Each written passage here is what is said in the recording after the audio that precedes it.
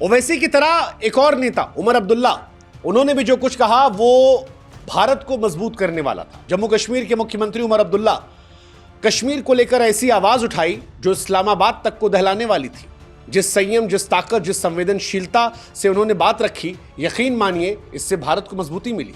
कई बार दुनिया कश्मीर को भारत से अलग करके देखती है, कई बार दुनिया कश्मीर के लोगों की बातों को हाईलाइट करने की कोशिश करती है, और ऐसे में उमर अब्दुल्ला ने जो बातें कही वो भारत को मजबूत कर रही थी, पाकिस्तान को कमजोर कर रही थी। क्योंकि उमर अब्दुल्ला ने कश्मीर और भारत की आवाज बनते हुए पाकिस्तान को आड़े हाथों लिया और कहा कि साहब, आप तो जांच करने से इनकार कर रहे थे, अब शहबाज शरीफ जांच की नौटंकी क्यों करते हैं। सीज फायर को लेकर कहा कि यह अच्छा कदम है, काश पहले हुआ होता, जिंदगियां बच जाती। लेकिन यह भी कहा कि शांति तभी मुमकिन है जब पाकिस्तान आतंकवाद पर सीमा पर रोक लगाएगा।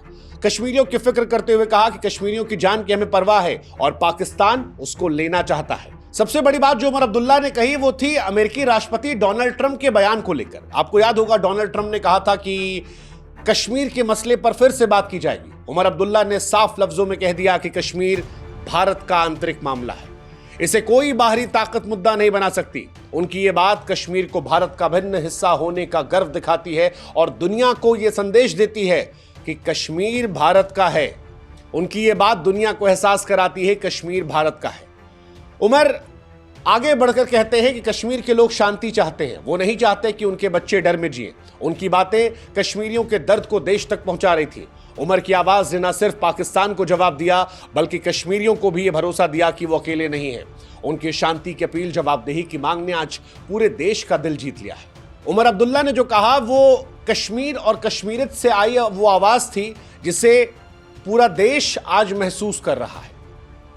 जैसे कोविड के बाद कई सारी चीजें बेहतर हुई, नदियां साफ हो गई, आसमान नीले दिखने लगे, हवाएं स्वच्छ आने लगी, वैसे ही ब्लेसिंग इन डिस्गाइज, दुर्भाग्यपूर्ण जो पहलगाम हमला हुआ उसमें बहुत सारे दुख, दर्द, परेशानियां हमें मिली, लेकिन एक अच्छी चीज हुई कि सारा हिंदुस्तान जो है वो एक साथ इकट्ठा हो गया। वो कश्मीर जहां पर कई बार विरोध के लिए लोग निकलते थे, वहां पर आज हिंदुस्तान का झंडा पकड़े लोग निकल रहे हैं। लाल चौक पर जो तिरंगा लहर रहा है वो बता रहा है कि भारत के दिल में कश्मीर है। और ये बात जब कश्मीर के मुख्यमंत्री कहते हैं तो पाकिस्तान में, इस्लामाबाद से लेकर दुनिया में जो भी भारत से कश्मीर को अलग करने की तमन्ना रखते हैं, उनके सीने पर मानो सांप लौट जाता है। ये कहानी तो उमर अब्दुल्ला और ओवैसी की थी, लेकिन अंतर्राष्ट्रीय मंच पर शशि थरूर ने भी दुनिया में भारत की आवाज को बुलंद किया। शशि थरूर क्या कमाल की अंग्रेजी बोलते हैं, स्टाइल अच्छी है, बुद्धिमान व्यक्ति है, भारत की ताकत दुनिया को दिखाई। पाकिस्तान के हर उकसावे का इतने स्मार्टली जवाब दिया कि शशि थरूर के लिए इज्जत और बढ़ गई। खासतौर पर जब बिलावल भुट्टो से कहा, बिलावल भुट्टो ने कहा था कि खून खराबा खूब हो जाएगा, शशि थरूर ने बड़े स्मार्टली पलटवार किया कि भाई साहब, खून खराबा जिसका जिक्र आप कर रहे हो, अगर ये होगा तो ये आपकी तरफ ज्यादा होगा। भारत साजिश नहीं रचता लेकिन जवाब जरूर देता है। उनकी ये बात भारत की दृढ़ता को दिखा रही थी।